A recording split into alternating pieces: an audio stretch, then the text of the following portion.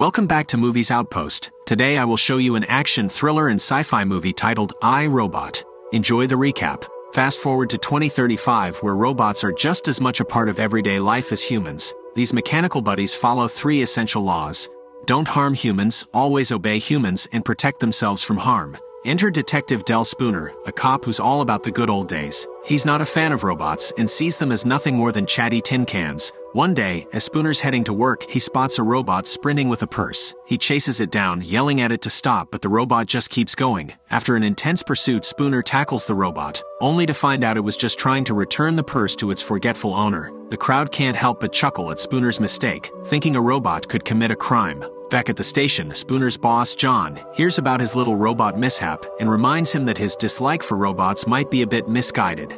He asks Spooner to count the number of robot criminals out there, and our hero reluctantly admits the answer is 0, but things take a turn when Spooner gets a call about a possible suicide at USR, a major robotics company. He heads over and discovers that the victim is none other than Alfred Lanning, a top robotics engineer. A hologram message at the scene specifically requests Spooner's presence, leaving him puzzled as to why Lanning would take his own life. Spooner then has a chat with USR CEO Lawrence Robertson about the tragedy. Robertson praises Lanning's work, saying that the world of robotics wouldn't be the same without him. He offers to help in any way he can, feeling guilty for not noticing any warning signs, but Spooner can't resist making a snarky comment, causing some serious tension between him and Robertson. It's safe to say they don't part on the best of terms. In the elevator, Spooner is joined by Susan Calvin, a robot psychologist, as they head to the robotics lab. Spooner asks if she noticed anything unusual about Lanning that might hint at suicidal tendencies, but Calvin says nope, nothing odd. He then requests surveillance footage, and Calvin shows him the security strips scattered throughout the building, all linked to the central operating core. Virtual Interactive Kinetic Intelligence, or Vicky for short. Vicky, Lanning's first creation, is responsible for designing most of the city's security systems. Spooner asks Vicky for footage from the lab where Lanning met his end, but unfortunately, it's corrupted. They enter the lab to search for more clues among the robotic parts and experimental models. Spooner tests the strength of the window, realizing that an elderly Lanning couldn't have possibly broken through it. As they continue to look around, Spooner uncovers an NS5 robot, USR's latest model, set to be released soon. And then, surprise, the robot leaps out, startling both Spooner and Calvin. Calvin reassures Spooner that the robot can't hurt them, but he remains on edge, gun aimed at the NS5. In a surprising move, the robot snatches Calvin's gun and tries to flee, only to be stopped by Vicky shutting the door. With no other option, the NS5 leaps through the window and takes off running.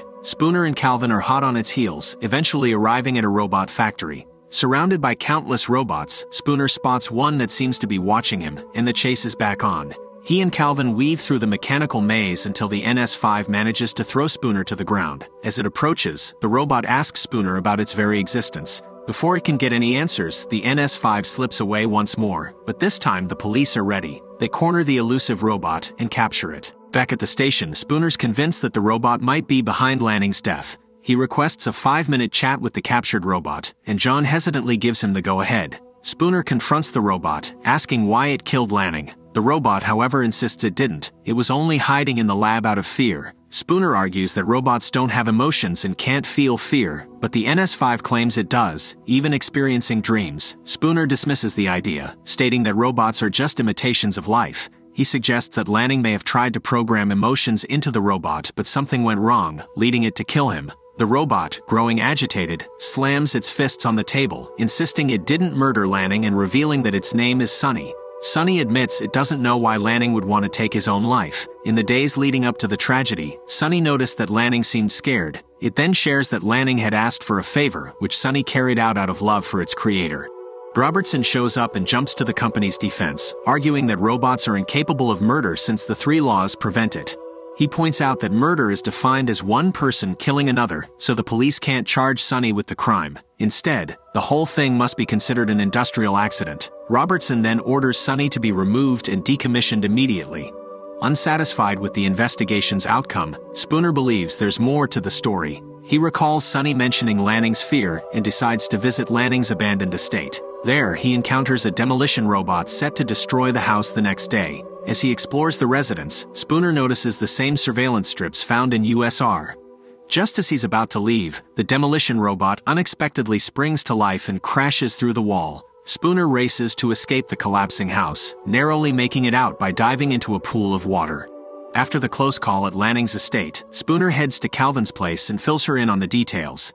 He mentions that it looked like Lanning hadn't been home for weeks and suggests someone might have been keeping tabs on him or even holding him captive in his lab. Spooner suspects Lanning may have stumbled upon an issue with the robots, leading Robertson to silence him. He's convinced that USR is covering something up. Calvin, however, disagrees with Spooner's theory, chalking up his suspicions to a general distrust of robots. She accuses him of not really caring about Lanning's death and just wanting to find a reason to vilify robots. Spooner fires back, arguing that robots are cold, calculating, and soulless, making them untrustworthy.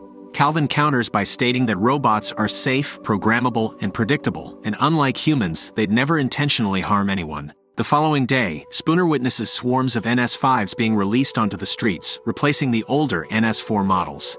The NS5s boast more advanced designs and a direct uplink to Vicky. The public is ecstatic, welcoming the arrival of the new and improved robots. Meanwhile, Spooner studies old recordings of Lanning, where he hears the scientist mention that future robots would have dreams and secrets. Over at USR, Calvin readies Sunny for decommissioning. As Sunny wakes up, it shares that it's been dreaming.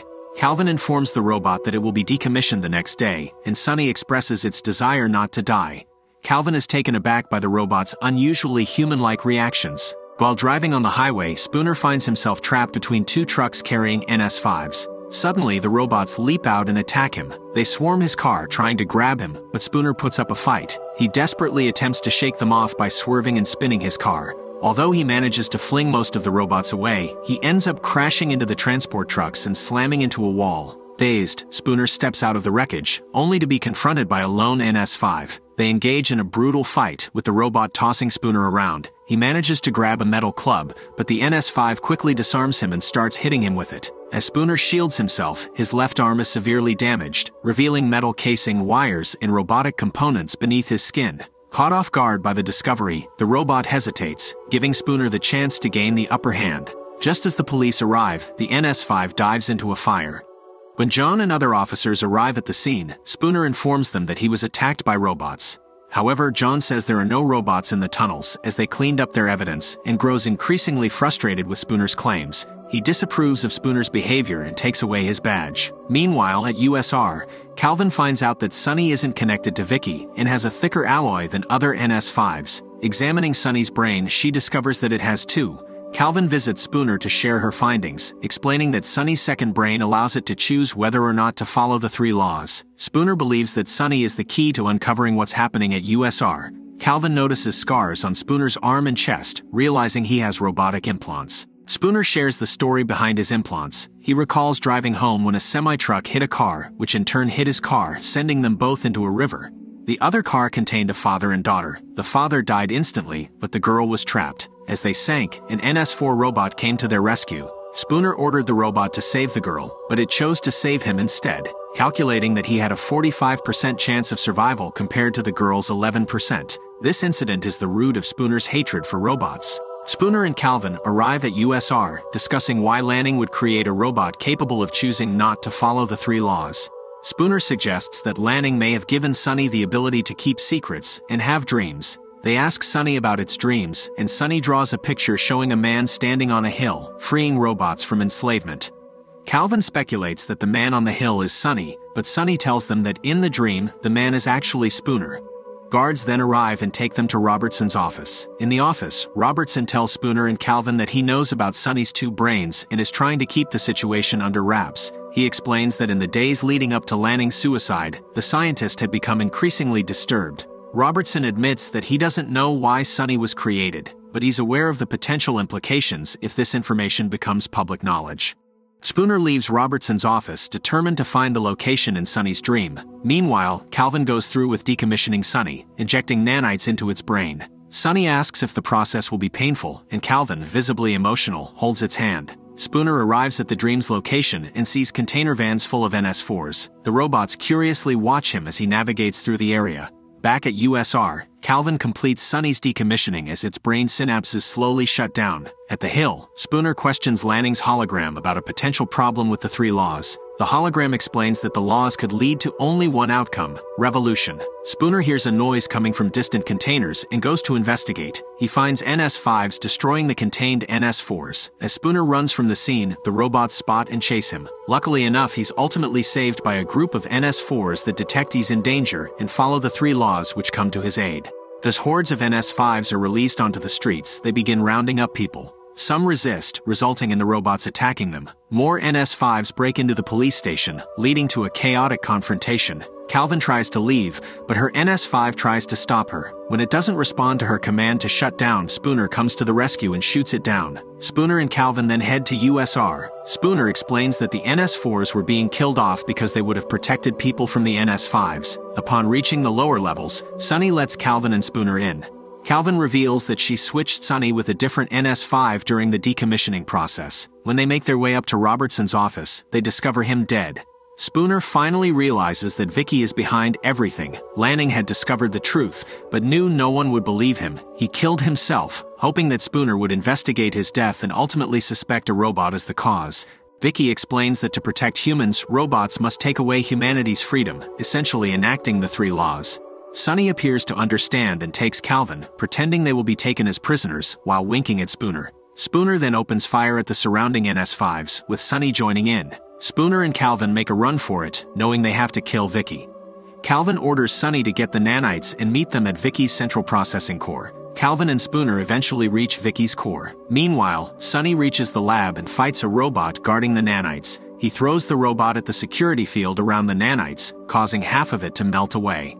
Sunny now understands the purpose of the denser alloy in its structure and accesses the nanite chamber unscathed. Outside, a multitude of NS5s scale the building, advancing toward Vicky's core. The NS5s break in, and Spooner fires at them. Spooner and Calvin battle through the swarm of NS5s, but their numbers continue to grow. Robots demolish the platform Calvin stands on, and she clings on for survival. Sunny appears prepared to inject the nanites into Vicky, but Spooner directs him to rescue Calvin. Sunny faces a choice between proceeding with the injection or saving Calvin. The injection is the more rational choice as it would save more humans, but Sunny opts to save Calvin. He releases the nanites, and Spooner lunges to catch them.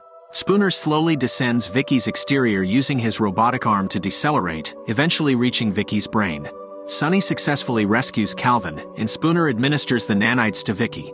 The nanites rapidly consume Vicky's synapses, causing the NS5s to revert to their initial programming. The following day, all robots are relocated to the storage site from Sunny's visions. Spooner deduces that Lanning had ordered Sunny to kill him. That, coupled with Spooner's hatred for robots, would guide him to Sunny. Eventually, Sunny unites with the other NS5s at the storage site, positioned atop a hill. Thank you for watching. Help support my channel with a like and subscribe, and see you on the next one.